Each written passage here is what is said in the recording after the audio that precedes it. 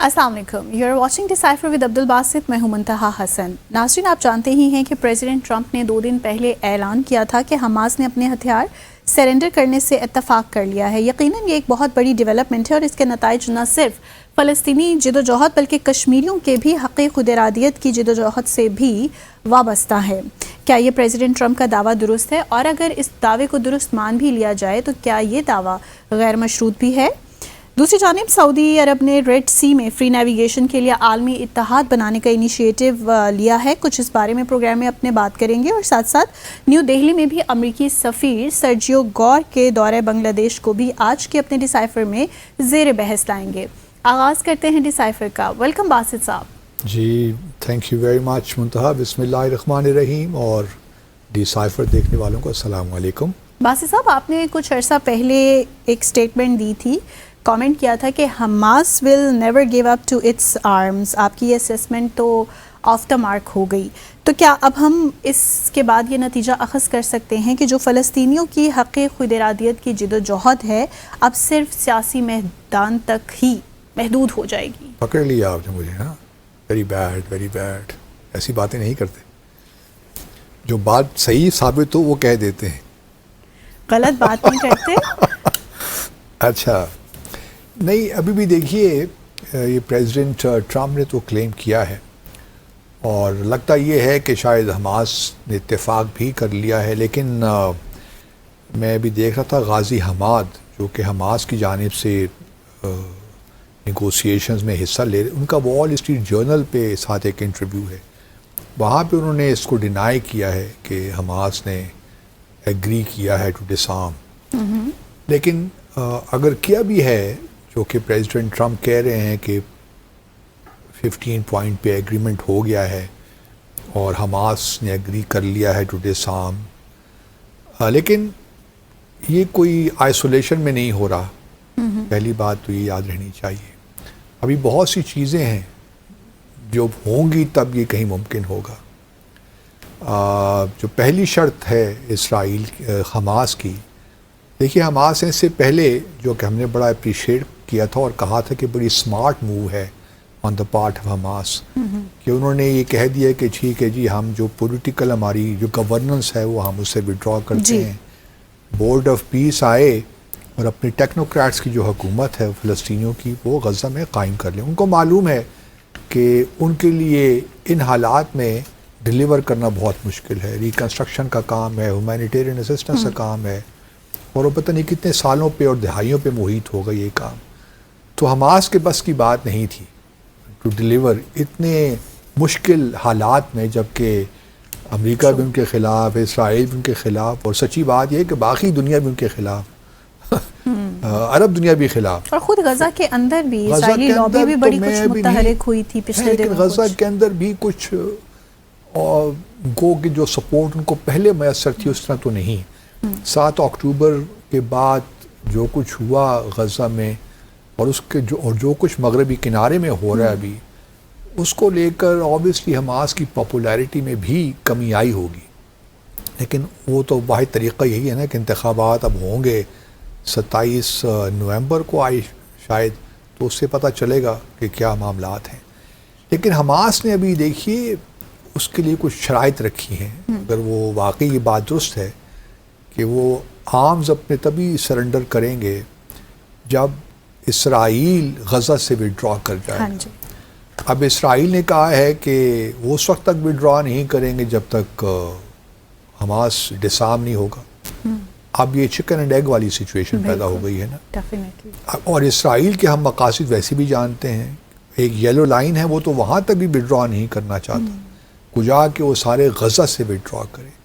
अब जो original 20 point plan था जिसके बुनियाद पे बोर्ड ऑफ पीस बना था, उसको अगर आप देखिए तो उसमें बहुत सी ऐसी चीज़ें हैं जो कि इसराइल ने अभी तक उसे अमल दरामद नहीं किया। बल्कि आज हम आज बात कर रहे हैं, आज भी गज़ा पे अटैक किया है इसराइल ने और कुछ लोग शहीद हुए हैं।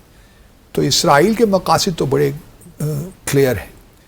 मतलब मैं ये समझता हूँ कि ठीक है, इसराइल को वो कामयाबी ईरान विज़ावी ईरान नहीं मिली, लेकिन अगर आप देखिए इस पूरे इलाके में تو اسرائیل کے جو مقاصد تھے، نتنیاہو کے جو مقاصد تو بڑی حد تک کامیاب ہو گیا ہے مجموعی طور پہ. اب دیکھیے نا، اگر حماس نے بالفرض محال اگر اس سے اتفاق کر لیا ہے کہ وہ اپنے آرمز سرنڈر کر رہے ہیں، تو ایک اس کو یوں بھی دیکھا جا سکتا ہے کہ شاید اب وہ فلسطینیوں کی جو آرمڈ اسٹرگل تھی وہ اب ختم ہو گئی.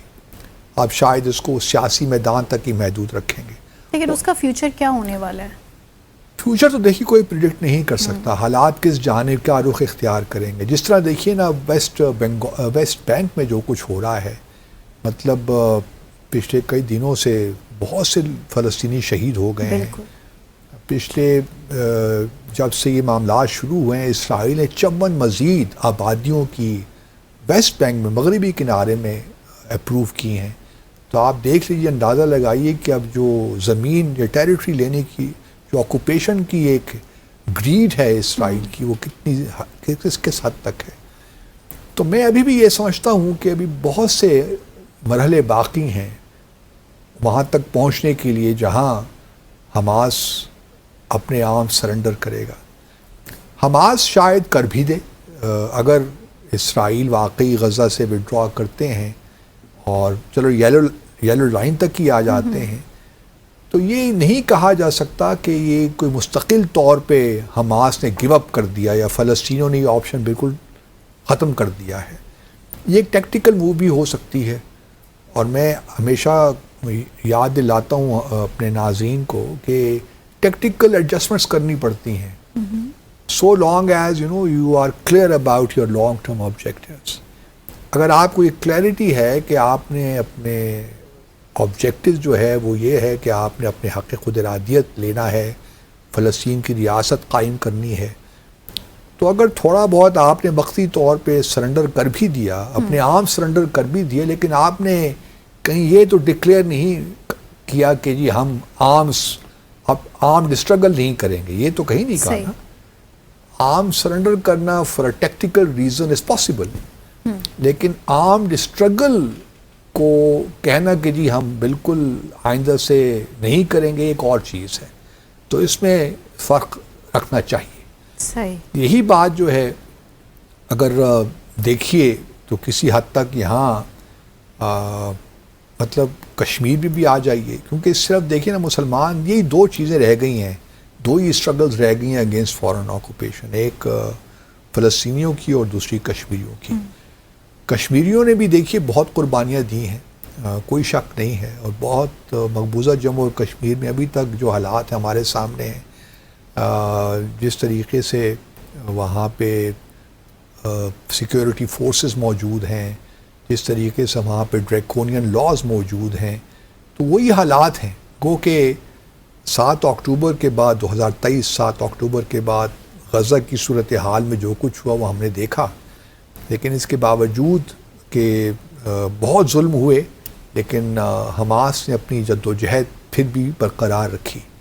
لیکن اب چونکہ حالات اس قدر بگڑ گئے ہیں، جس طرح طاقت کا استعمال ہوا ہے، تو حماس ایک لانگ ٹرم میرے خیال میں ویو لے رہا ہے چیزوں کا.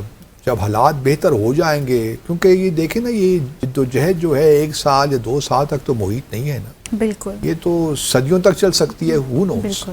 تو اس میں ابھی بھی پر امید ہوں. دیکھیے خدا کرے کہ ایسا ہو کہ سیاسی طور پہ فلسطینی ریاست بن جائے، کہ تاکہ آرمڈ اسٹرگل کی ضرورت ہی نہ پڑے. لیکن کوئی ہوپ نہیں ہے نا، لیکن کیونکہ سامنے اسرائیل اور امریکہ کیا صرف سیاسی میدان میں جد و جہد سے اگر یہ کام ہو جاتا ہے تو بہت ہی اچھا ہوگا، ہم سب بڑے خوش ہو جائیں گے. ہونا ہوتا تو کب کا ہو جاتا. اسرائیل کیا سرنڈر کریں گے؟ تھوڑی بہت مسلح جد و جہد تھی تو اسرائیل نے کہیں کہیں آ کے اوسلو ایکارڈز بھی کیا، اور اس کے بعد مطلب 2 اسٹیٹ سلوشن کی بات بھی ہوتی رہی. تو مسلح جد و جہد کسی جگہ پہ آ کے ضروری ہو بھی جاتی ہے، جب ایک آکوپائڈ جو مطلب ایک جس طرح اسرائیل ہے، جو اتنے اسٹبن ہیں، جن کے گریٹر اسرائیل والے ڈیزائنز ہیں، تو وہاں پہ سیاسی جد و جہد شاید صرف ڈیلیور نہیں کر پاتی. اب اسی وجہ سے آپ دیکھتی ہیں نا کہ اسرائیل اور انڈیا کا بڑا گٹھ جوڑ بھی ہے، کیونکہ یہ ایک ہی صورتحال کو فیس کر رہے ہیں. اکھنڈ بھارت بھی اور اکھنڈ بھارت جو چلیے میرا نقطہ نظر تھوڑا سا مختلف ہے. وہ کیسے؟ وہ چلیے بات میں ڈسکس کروں گا، میں ڈائیگریس ہو جاؤں گا اپنے سبجیکٹ سے. لیکن کشمیر کو لے کر اور فلسطین کو لے کر بھارت اور اسرائیل کے آبجیکٹیوز ایک ہی ہیں. جو کچھ اسرائیل نے فلسطین میں کیا وہی بھارت مقبوضہ جموں اور کشمیر میں بھی کر رہا ہے. جس طرح دیکھیے نا، اسرائیل نے آپ کہہ لیجئے کہ ویسٹ بینک کو اور غزہ کو الگ الگ کر دیا. اسی طرح جو ہے بھارت نے بھی لداخ اور جموں اور کشمیر کو الگ الگ کر دیا. جس طرح سیٹلمنٹس یہاں پہ ہو رہی ہیں ویسٹ بینک میں، یہاں پہ اگر آپ دیکھیے تو مقبوضہ جموں اور کشمیری بے شمار لوگوں کو ڈومیسائلز، بھارتی شہریوں کو ڈومیسائلز ایشو ہیں کہ آپ جا کے مقبوضہ جموں اور کشمیر میں آباد ہو جائیے. وہاں پہ ڈیموگرافی تبدیل کرنے کی بات ہو رہی ہے. تو یہ تمام چیزیں ہیں جو کہ سامنے رکھنی چاہیے. میں تو بڑا خوش ہوں گا اگر کشمیریوں کی بھی جو سیاسی جد و جہد ہے وہی صرف رنگ لے آئے. لیکن وہاں ہی مشکل لگ رہا ہے. گو کہ اس وقت کشمیر کے حالات، جو ہمارا لاڈلا بچہ ہے to use someone's space, میں سمجھتا ہوں مناسب نہیں تھا کہنا، بٹ ان اینی کیس اگر کہہ دیا ہے تو جو ہے کشمیریوں کی جد و جہد بھی اگر سیاسی طور پہ رنگ لے آئے تو بڑی اچھی بات ہے.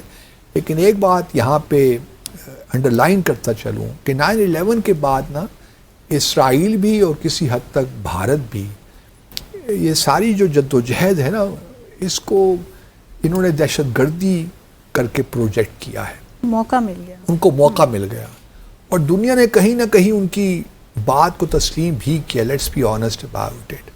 ہماری شاید اس طرح اور عرب دنیا کی یا پاکستان کی اس طرح کامیابی نہیں رہی کہ ہم اس کو صحیح پیرائے میں دیکھ سکیں، صحیح پرسپیکٹو میں دے سکیں. اور armed struggle according to international law is legitimate against foreign occupation. تو اس میں مطلب UN چارٹر لے لیجئے، universal declaration of human rights لے لیجئے، UNGA کی بے شمار ریزولوشنز ہیں جو جسٹیفائی کرتی ہیں اور لیجیٹیمیٹ قرار دیتی ہیں. صحیح. یہاں لیں گے مختصر سا وقفہ، بریک کے بعد شامل کریں گے دیگر اہم موضوعات. ہمارے ساتھ رہیں.